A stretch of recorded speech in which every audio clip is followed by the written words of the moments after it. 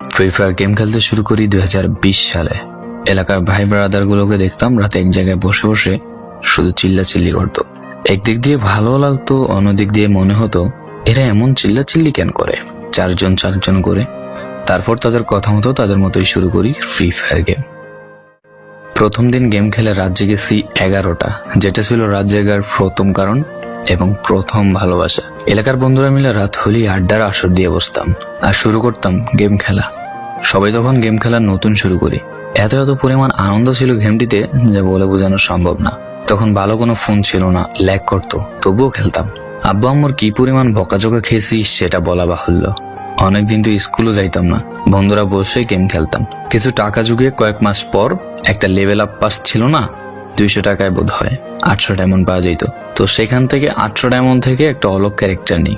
আর সেই অলগ ক্যারেক্টার ছিল তখনকার সময়ের সবচেয়ে দামি ক্যারেক্টার। তখনকার দামি প্লেয়ার মনে হতো নিজেকে। আবার গেমের ভিতর অনেকের সাথে বন্ধুত্ব পর্যন্ত হয়ে গিয়েছিল।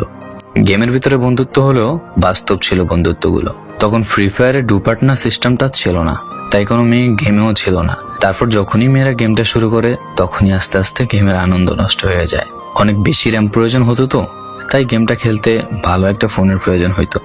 কিন্তু তখন ফোন ছিল না, কোনো রকমে একটা ফোন দিয়ে খেলতাম গেমটা। ভাবতাম একটা ভালো ফোন হইলে গেমটা আরো সুন্দর করে খেলতে পারতাম, ল্যাগ করতো না ইত্যাদি। কত আনন্দই না ছিল তখন। প্রতি সপ্তাহে শুক্রবার বসে সবাই গিল্ডের গ্লোরি ফুল করতাম একটা কাস্টমের জন্য। পরের দিন সবাই মিলে আনন্দ নিয়ে একটা একটা করে কাস্টম খেলতাম। আমার জীবনের প্রথম 3 বছরের ভালোবাসা। কোনো মেয়ের জন্য আমি গেমটাকে কখনো ইগনোর করি নাই। যখন মন খারাপ থাকতো গেমটা খেলতাম একা একা। একটা ভয় পাইলেই তৎক্ষণাৎ মন ভালো হয়ে যাইতো, মুখে সব সময় একটা মৃদু হাসি থাকতো। এখন আমার কাছে গেমটা খেলার মতো অনেক ভালো একটা ফোন আছে, আমার কাছে এখন অনেক ভালো কালেকশন আছে, টপ আপ করার জন্য টাকাও আছে।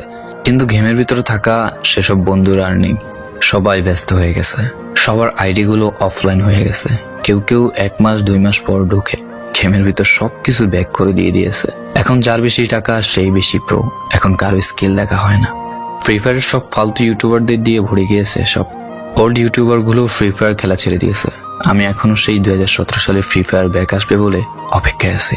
এই পুরো ভিডিওটা স্কিপ করতে আপনার ইচ্ছে করছে না, কোনো এক কারণে আপনাকে এই ভিডিওটা দেখতে বাধ্য করে রেখেছে। জি জনাব, তুমি সেই ছেলে যে তার পুরো আবেগ দিয়ে গেমটা খেলেছো। তুমি সেই ছেলে যে 2017 সালের ফ্রি ফায়ারের মিউজিক শুনলে কান্না মুখ করে ফেলো।